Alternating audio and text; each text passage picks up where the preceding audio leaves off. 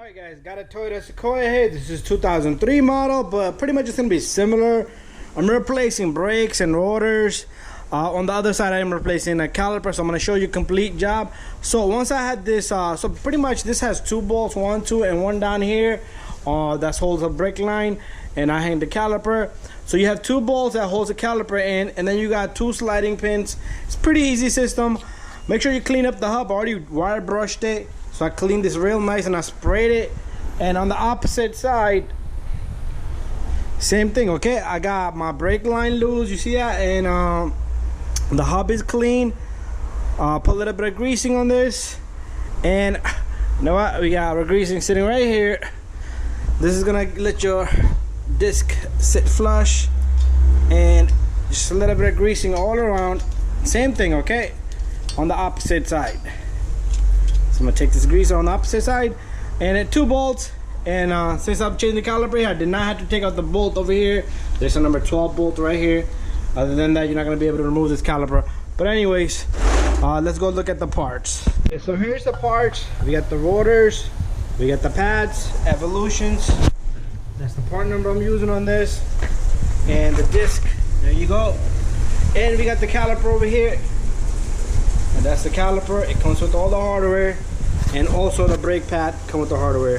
But we're gonna clean these for now.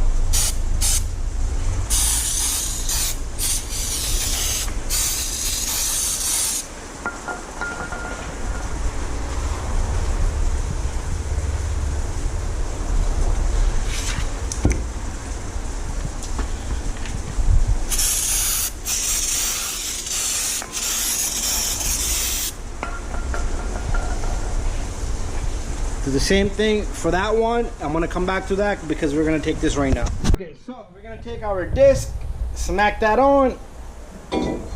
What I like to do here is take a bolt, the nut, lug nut, put that on. That's gonna hold your disc in place. And then guess what? Once this is firm, you can just turn this guy over this way. I'm gonna put the caliper on. Okay, so I'm gonna have to move my camera in this angle a little bit, and we're gonna put the caliper. Let me go get the caliper. Okay, next step, grab your caliper. Okay, there's a number on this caliper, 13WL. There's two different calipers. It's 13WL here, so that's the one we're using. And we're gonna take out this guy.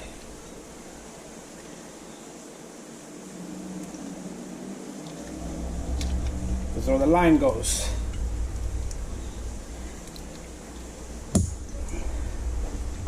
So hold your caliper in place, and we're gonna manage to get this line on. And this line is not gonna be so easy because this is a solid line, okay? It's a solid line. So what I'll do is I'll grab one of the bolts for the caliper so that way I don't have to kill myself.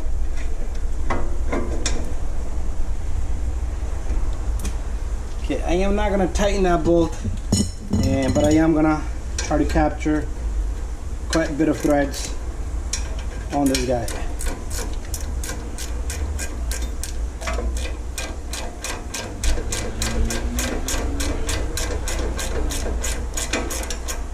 Okay, so that's done. So over here, what you want to do is you do not want to cross thread the threading here. So make sure you hold your line and try to capture it as straight as possible. And don't go crazy. If you feel uncomfortable, don't go any further in. Okay, most of the time you will get it. There you go, I got it. So taking off this line, let's talk about a little bit about taking off this line. Taking off this line, it will not, when you turn this guy, originally to take off, I use this wrench, brake line wrench here, because as you see how it's only open a little bit, so the line does not slip off.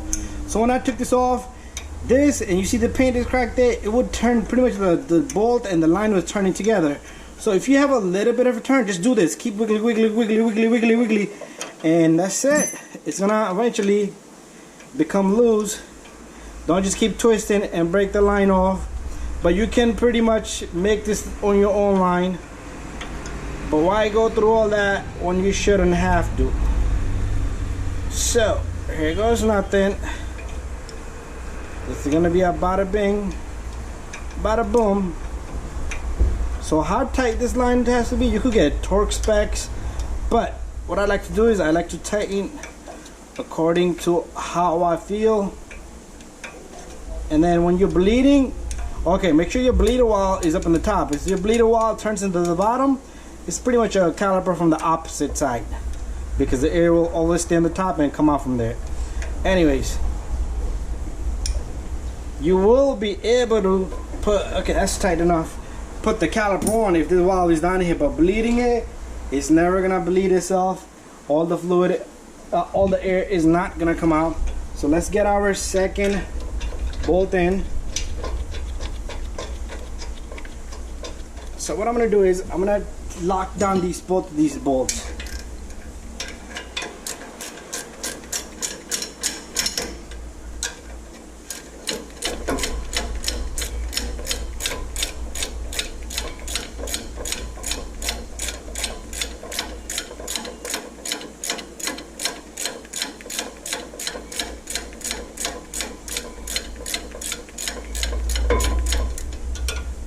Okay, so I'm gonna tighten these very good. Make sure you tighten them good. Get it to the torque specs. And if you want to tighten it by hand, it's all up to you. But I am gonna tighten these, and we're gonna be right back. There we have it. So this is all done. Let's turn this little bit straight. So what we're gonna do is we're gonna take out this pin here. It's pretty easy to do it when these are new, okay? But when they're not new, they're not so easy. Let me pop this. Okay, there you go. Let me just protect it. I'm gonna go get the brake pads and install everything, and that's gonna complete the job. And bleeding, you're not gonna see me bleed. Make sure you bleed, otherwise you're gonna have air in the system. Have somebody pump the brake and open the valve. So here's our brake pad. What I like to do is I like to have this brake pad with the brake wear indicator sensor right there on the inner brake pad. And notice it's in the bottom. I like to have it in the bottom, but it doesn't matter top or bottom. So there you go. Okay, so you see how my brake pads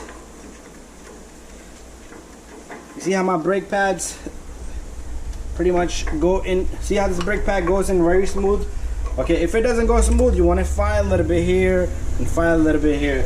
But once you figure out that it goes in smooth, just put a little bit of greasing on the edge here. Make sure you don't get it on the brake pad itself. And you grab this pad and smack it in there.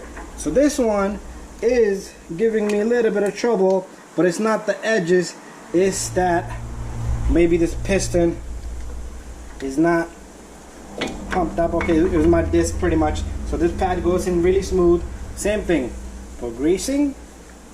Put greasing. Make sure you have both brake pads. I've seen people put in one brake pad, and I've seen people put brake pads the wrong way. So make sure you don't have none of that issues. So this pin, okay, put this pin from this direction because it's gonna look nice and good on this opposite side. If you put it the other way around, that'd be the wrong way, but it's not gonna make a difference. And you take your pin, the sliding clip here, smack that in there, and make sure it sits there firm. Okay, the next one is gonna be a little bit of trouble because we need to put this guy with it. So you take this guy, make sure this edges sit on the brake pad and this goes in the brake pad. If you have it this way, it'll be the wrong way. So we're gonna get this guy in. So just get both sides in first before, okay, while we at it, let's put this pin also right there. Okay, and then we're gonna move this over here and push this right there. Okay, we might have to use a flathead or a pry bar such as. Okay, here comes nothing.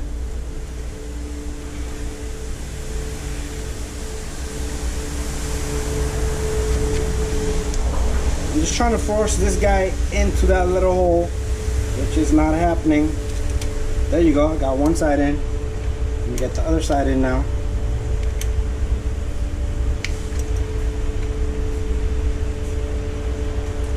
Just take your sweet time. There you go. Bada bing, bada boom. This is gonna work like a spring. You see how as I push it, it pulls it back. It's done. You're all done. Thank you for watching. Do bleed it at the end. Don't forget that part. Take off this lug nut and make sure you pump the brakes. Bleed it from here. That's a bleeder valve. And thank you for watching, guys. Toyota Sequoia. We just replaced brake pads, caliper. To remove it, pretty much you take this off, push out the pins. Sometimes you have to use, if they're jammed up, use a punch and just punch them out with the hammer. Take off the line, 2 bolts. And if you're not changing the caliper, then you have to remove this one to hang the caliper, okay? Anyways, thank you for watching.